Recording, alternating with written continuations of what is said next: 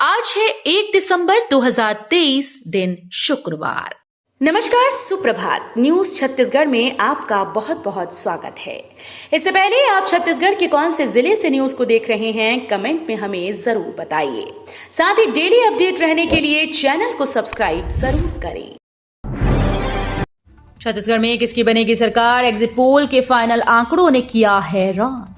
छत्तीसगढ़ में विधानसभा चुनाव के नतीजे 3 दिसंबर को आएंगे। इसके पहले एबीपी ने सी वोटर के साथ मिलकर बड़ा एग्जिट पोल किया। एग्जिट पोल के नतीजे बताते हैं कि राज्य में कांग्रेस को बढ़त तो मिलेगी, लेकिन यहां टक्कर कांटे की है, यानी प्रतिद्वंदी बीजेपी भी बहुत पीछे नहीं है। विस्तार से जानते हैं कि क्या कहता है छत्तीसगढ़ का एग्जिट पोल। इसके मुताबिक सत्तारूढ़ कांग्रेस को विधानसभा के 90 में से 41 से 53 सीटें मिल रही हैं, यानी कि कांग्रेस को बढ़त मिल रही है, लेकिन सीटों का आंकड़ा पिछली बार से घटता दिख रहा है। वहीं बीजेपी भले पिछड़ती नजर आ रही है, लेकिन 2018 के मुकाबले उसकी सीटें बढ़ती नजर आ रही हैं। कुपोषण से निजात दिलाने रतनपुर व मस्तूरी में खुलेगा पोषण पुनर्वास केंद्र। जिले के ऐसे बच्चे जिनकी उम्र 5 साल से नीचे और कुपोषण का शिकार हो चुके हैं, उन्हें कुपोषण से मुक्ति दिलाने के लिए अब रतनपुर व मस्तूरी के सामुदायिक स्वास्थ्य केंद्र में पोषण पुनर्वास केंद्र खोला जाएगा। कलेक्टर अवनीश शरण ने निर्देश देते हुए साफ किया कि दोनों जगह यह केंद्र जल्द से जल्द खुल जाना चाहिए, ताकि वे कुपोषित बच्चों का इलाज हो सके। छत्तीसगढ़ के भक्तों को अयोध्या से न्योता, रायपुर पहुंचा अक्षत कलश। श्री रामलला की स्थापना के पुण्य कार्य में हर कोई अपनी भागीदारी निभाना चाहता है। इसी के चलते छत्तीसगढ़ में अयोध्या से न्योता देने के लिए अक्षत कलश रायपुर पहुंचा, जहां पर 3 करोड़ भक्तों को इसके लिए आमंत्रण भेजा जाएगा। आपको बता दें कि बीते दिनों से अयोध्या कलश अलग अलग राज्यों में अक्षत कलश श्री रामलला की स्थापना न्योता लेकर निकला है। इसके तहत घर घर जाकर भक्तों को न्योता दिया जा रहा है। चक्रवाती तूफान मिचोंग बिगाड़ेगा छत्तीसगढ़ का मौसम, आईएमडी ने जारी की चेतावनी। छत्तीसगढ़ में मौसम का मिजाज बदल गया। बता दें कि प्रदेश में उत्तर भारत और मध्य भारत में मौसमी बदलाव का असर छत्तीसगढ़ में पड़ रहा है, जहां सर्दियों ने अपना सितम ढाना शुरू कर दिया। वहीं बंगाल की खाड़ी में एक नए चक्रवाती तूफान ने दस्तक देना शुरू कर दिया। ये चक्रवाती तूफान मिचोंग नाम का है, जो अब छत्तीसगढ़ में भी मौसम बिगाड़ सकता है। बताया जा रहा है कि चक्रवाती तूफान मिचोंग दक्षिण पश्चिम बंगाल की खाड़ी में पहुंचेगा। 3 दिसंबर को बस्तर और 4 दिसंबर को दुर्ग, रायपुर, बिलासपुर संभाग में असर दिखने की संभावना जताई जा रही है। नकली नोट चलाने के आरोप में विशेष कोर्ट ने आरोपी को सुनाई 7 साल की सजा। नकली नोट छापने और बाजार में चलाने के आरोप में विशेष न्यायालय एनआईए ने आरोपी को 7 साल की सजा और 9,000 रुपए का जुर्माना ठोका। विशेष न्यायालय ने दोनों मामले में 6 महीने और 3 महीने का अतिरिक्त कारावास की सजा भी सुनाई। कोर्ट ने जुर्माने की राशि न पटाने पर अतिरिक्त सजा का प्रावधान भी किया। आरोपी जेल में बंद है। किसानों के लिए आफत लेकर आई बेमौसम बारिश, तैयार फसलों की कटाई में आ रही अड़चन। छत्तीसगढ़ के बलरामपुर जिले में बेमौसम बारिश ने किसानों की चिंता बढ़ा दी। पिछले 2 दिनों से हवा के चक्रवाती प्रभाव के कारण जिले भर में बादल छाए हुए हैं। इससे किसानों की साल भर की मेहनत खेतों और खलिहानों में सहेज कर रखी हुई फसल के भीग कर खराब होने का खतरा बढ़ गया। किसानों को बारिश के कारण फसल की कटाई, मिजाई से लेकर धान को सहेज कर रखने में परेशानी होगी। वहीं दूसरी ओर सब्जियों की फसल पर भी कीट का खतरा बढ़ जाएगा। सरकारी राशन दुकानों में चोरी का नया तरीका। राजधानी में संचालक ने चावल को गंदा बताकर हितग्राहियों को थमाया पैसा। राशन दुकान संचालकों ने चावल की चोरी का नया तरीका खोज निकाला है। चावल में कंकड़ पत्थर मिलाकर उसे गंदा बताकर चावल के बदले हितग्राहियों को 17 रुपए प्रति किलो के हिसाब से भुगतान करने का मामला सामने आया। इसकी जांच के लिए पहुंची विभागीय टीम ने पाया कि संचालक ने 4 बोरी मिट्टी और कंकड़ मिलाकर चावल रख लिया, और जब कार्डधारी चावल लेने पहुंचे तो उन्हें यही चावल दिखाकर बोला जाता है कि ये गंदा चावल क्या लोगे, 17 रुपए के हिसाब से चावल के पैसे ले लो। मामले का रासपास टीम की जांच रिपोर्ट से हुआ। बालोद की सीट पर मतगणना की तैयारी पूरी, कलेक्टर ने अधिकारियों को दिए ये निर्देश। छत्तीसगढ़ के बालोद जिले में मतगणना का काम बिना किसी गलती के और पूरी तरीके से पारदर्शी तरह से संपन्न हो, इसके लिए जिला प्रशासन पूरी तरह से मुस्तैद है।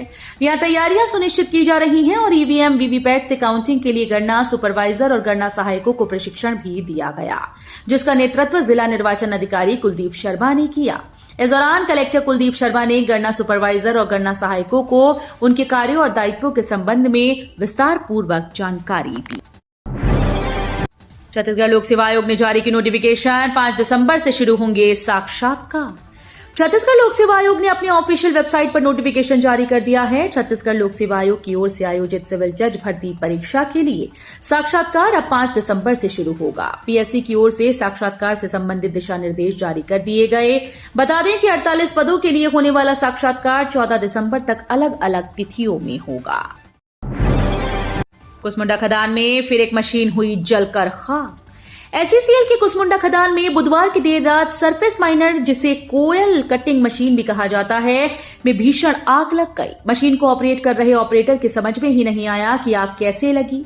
उसने तो बस किसी तरह मशीन से कूदकर अपनी जान बचाई। आग लगने की सूचना के बाद घटनास्थल पर दमकल पहुंची, लेकिन तब तक मशीन आधे से ज्यादा जल चुकी थी। 100 करोड़ रुपए की कोयला कटिंग मशीन में आग उस समय लगी जब एसईसीएल सुरक्षा पखवाड़ा मना रहा है। कॉलेजेस में नामांकन तिथि बढ़ी, पूरक परीक्षा के बीच गैप नहीं। अटल बिहारी वाजपेयी विश्वविद्यालय से संबद्ध कॉलेजेस में 13 दिसंबर से पूरक विषयों की परीक्षा होगी। इस साल 18,000 परीक्षार्थी परीक्षा में शामिल होंगे। ठीक पहले 1 से 11 दिसंबर तक प्रायोगिक विषयों की परीक्षा ली जाएगी। परीक्षा विभाग ने विलंब शुल्क के साथ स्नातक और स्नातकोत्तर मुख्य परीक्षा के लिए नामांकन तिथि 12 दिसंबर तक बढ़ा दी है। अटल बिहारी वाजपेयी विश्वविद्यालय ने 2 विषय में फेल छात्रों की पूरक परीक्षा ले ली जा रही है। प्रथम पाली में सुबह 10 से दोपहर 1 बजे तक बीएससी, बीबीए, बीसीए और बीएससी होम साइंस के छात्रों की परीक्षा होगी।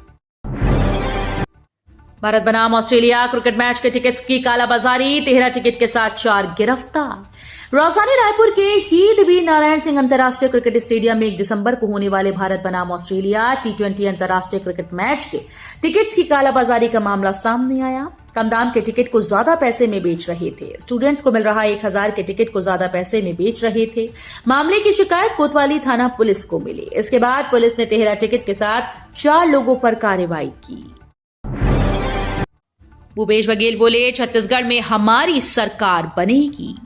छत्तीसगढ़ के मुख्यमंत्री भूपेश बघेल को उम्मीद है कि राज्य में कांग्रेस की ही सरकार बनेगी, जबकि उप मुख्यमंत्री और कांग्रेस के वरिष्ठ नेता टीएस सिंहदेव ने उम्मीद जताई है कि मध्य प्रदेश में कांग्रेस की सरकार बनेगी। गुरुवार शाम एग्जिट पोल जारी होने के बाद छत्तीसगढ़ के उप मुख्यमंत्री सिंहदेव ने कहा कि मध्य प्रदेश में कांग्रेस आएगी। उन्होंने कहा कि गहलोत जी यानी राजस्थान के मुख्यमंत्री अशोक गहलोत ने कई काम किए हैं।